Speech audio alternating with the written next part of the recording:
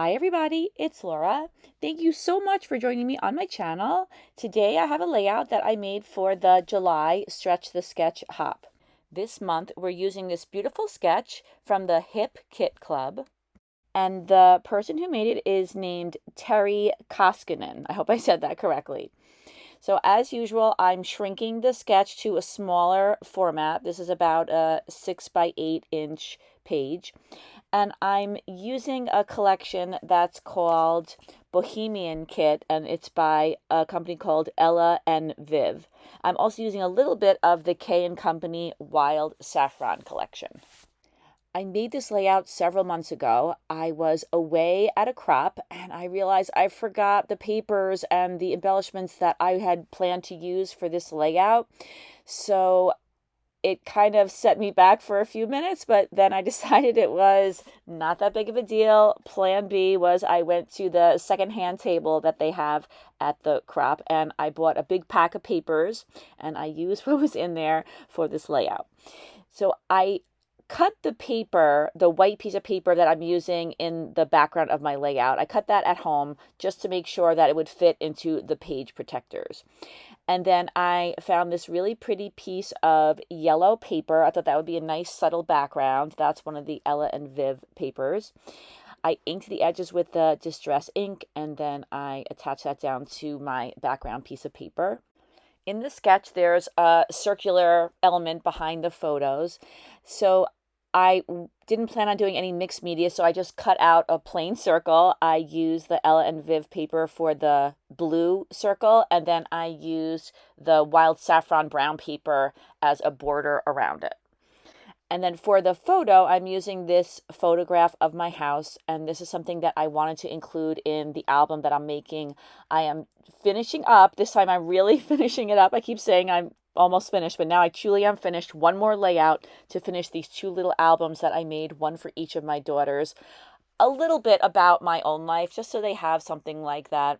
And then I think next I'm going to make one about my husband's life, just so that they have one for each of us. And I'm including this picture of my house because it's kind of an important thing in my life. I lived in this house since I was 5 years old. With a little break when I first got married, I moved out.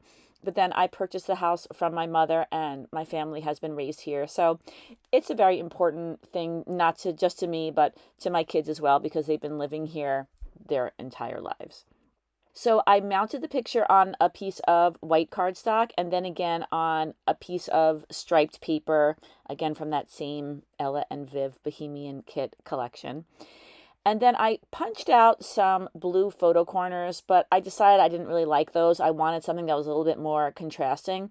So I used the cover sheet that shows all the papers in the collection. And I liked the way there were little squares that had little bits of each of the papers that were originally included in this collection. Remember, I'm buying it secondhand, so I didn't get all the papers, but this little bit of it was just perfect to use for the photo corners. And I end up using more of those little squares that are on that cover sheet. So once again, I inked the edges of all of the photo corners with some Distress ink in Vintage Photo. I inked almost everything on the layout with that. Vintage Photo is kind of my go-to color for inking edges. I just find that it kind of goes with lots of things. So I attached the photo corners down, and I definitely like the brown much more than the blue color. I think that since the circle behind the photo is blue, it was a little bit too much blue. Following along with the sketch, I decided to put a banner underneath the photo. I used one of the banner dies that was in my stash. I'm pretty sure it's an unbranded die. And whenever I go on crops, I like to bring my little We Are Memory Keepers tiny die cutting machine. You can see in the upper right hand corner of the screen. It's just really handy to use, and that's probably the machine that I use most at home as well. I usually cut out little elements for my page. I don't usually cut out big pieces. Sometimes I do, and then I'll use my Big Shot, but I absolutely love those little machines. Many years ago, I watched a YouTube video where a woman was using cut apart cutting mats for plates for her die cutting machine. So that's what the blue item that I have there. See, it's running through the machine right now. That's cut from a larger mat. I bought a mat for about $10. I cut it into probably 7 or 8 little tiny mats that fit into my very tiny die cutting machine. And it's a double-sided mat, so I can just flip it over. So that's worked out really well for me too. So enough about my die cutting machine. I wanted to add a different pattern to each section of the banner. So again, I use those little squares on the cover sheet. And not only was it great because I didn't have to cut into a whole bunch of large pieces of pattern paper, but the scale of the pattern is smaller, which I thought was great because I'm making a tiny layout and the banner is small as well. So I cut out the first section using the die, but then I wanted you to be able to see the white around the outside of each section. So I trimmed that piece that I cut out using the die cutting machine down a little bit until I could see that there was a white border all around that little piece. And then I used that piece that I had altered as a template for all the other sections of the banner. I inked the edges and then I attached each of those little pieces down to the banner. And now I'm going to attach that down to my layout. So now I'm going to add another element to the layout that is a little bit different from the sketch. I wanted to put the title at the bottom of the layout. In the sketch, the title overlaps the photo, but I decided that I didn't want to do that on my layout. So I'm cutting out a little banner for the bottom of the page. And this one is a straight banner with a fishtail on either side. So I think that this banner is just the right size and I like the color, but I wanted to stand out a little more. So just like I did with the circles at the top of the page, I decided to put a brown mat around the edge of this banner. I used part of that K & Company pattern paper that was more of a solid brown. And then I trimmed all around this little banner until I had just a thin brown mat. So for my title, which is going to be on the banner and above it, I did not have any letters that I brought from home, but I got really lucky. There was a box on that secondhand table. It was, I think, $5, and it was sealed shut. It said alphabet stickers, so I thought, let me just try this out. And when I opened up the box, the stickers were just kind of falling out. There were so many letter stickers in there. So I got really, really lucky. So I'll show you those letter stickers in a moment. So I also bought these dots at the secondhand table. I think these are Stampin' Up. And I found that there were some yellow dots on this page that matched the layout pretty well. So I put some small ones on the photo corners and also on either side of the banner at the bottom.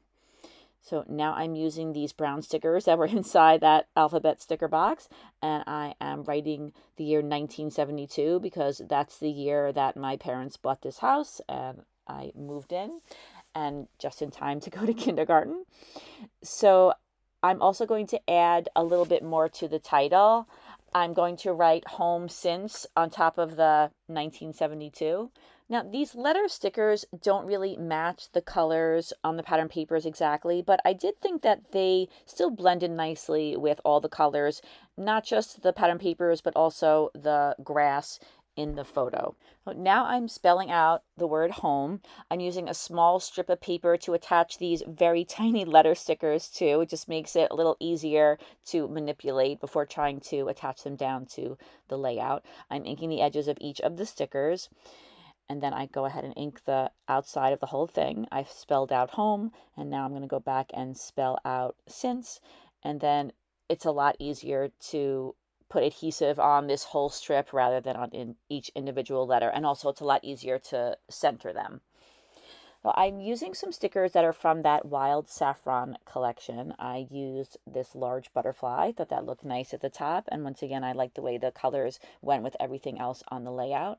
And then there were also some very tiny little stickers, little leaves, and I put 2 of those on the title. And then I used a different set of Stampin' Up dots that I also bought at the secondhand table.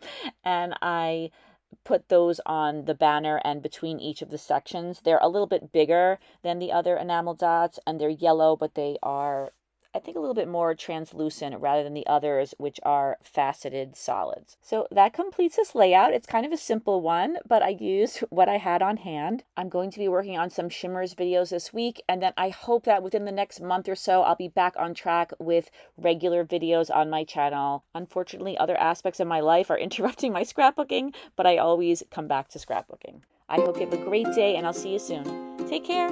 Bye-bye.